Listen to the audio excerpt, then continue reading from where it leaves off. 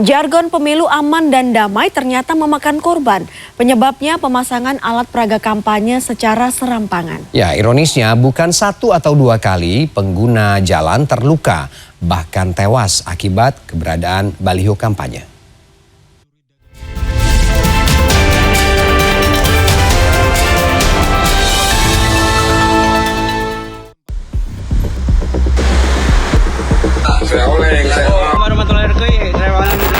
Pesta demokrasi yang sejatinya untuk kesejahteraan rakyat malah menjadi bumerang. Penyebabnya keegoisan peserta pemilu 2024 yang memasang alat peraga kampanye secara sembarangan. Demi gambar terpampang, baliho, bendera maupun alat peraga kampanye lainnya dipasang berjejer di pinggir jalan tanpa memikirkan keselamatan warga yang lain. Baliho yang dipasang tanpa mempertimbangkan keamanan rentan ambruk. Bukan satu atau dua kali, baliho peserta pemilu roboh memicu kecelakaan fatal.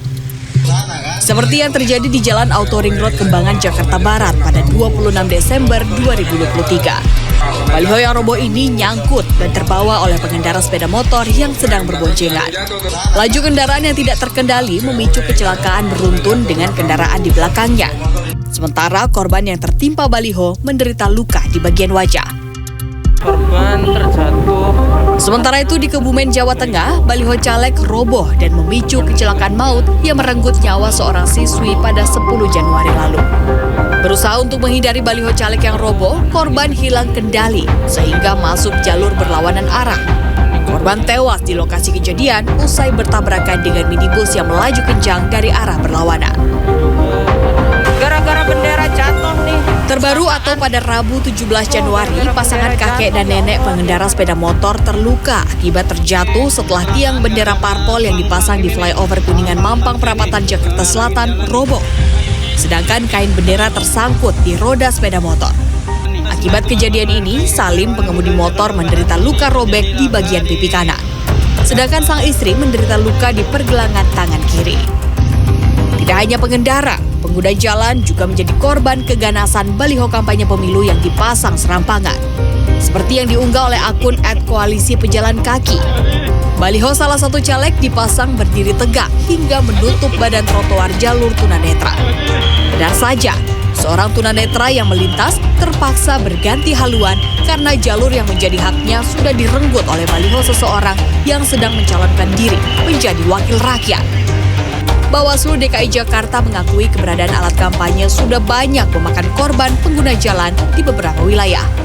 Bawaslu maupun kepolisian mengklaim sudah melakukan pencopotan APK yang mengancam keamanan pengguna jalan. Dan yang terakhir di Mampang, Jakarta Selatan, ini bendera partai. Memang itu masif juga, ada hampir semua partai ada di situ. Dan Bawaslu Jakarta Selatan juga sudah berkoordinasi dengan pihak kepolisian untuk melakukan tindakan lebih lanjut gitu ya, karena ini ada korbannya. Lalu juga mereka juga sudah minta kepada partai hari ini supaya itu dirapikan. Udah ada yang dicopot-copotin belum? Ada kemarin sebagiannya karena jatuh ya kita lepas. Kalau memang masih bisa diikat ya silakan diikat. Pemasangan alat peraga kampanye sebenarnya sudah diatur agar aman bagi pengendara atau tidak mengganggu ketertiban.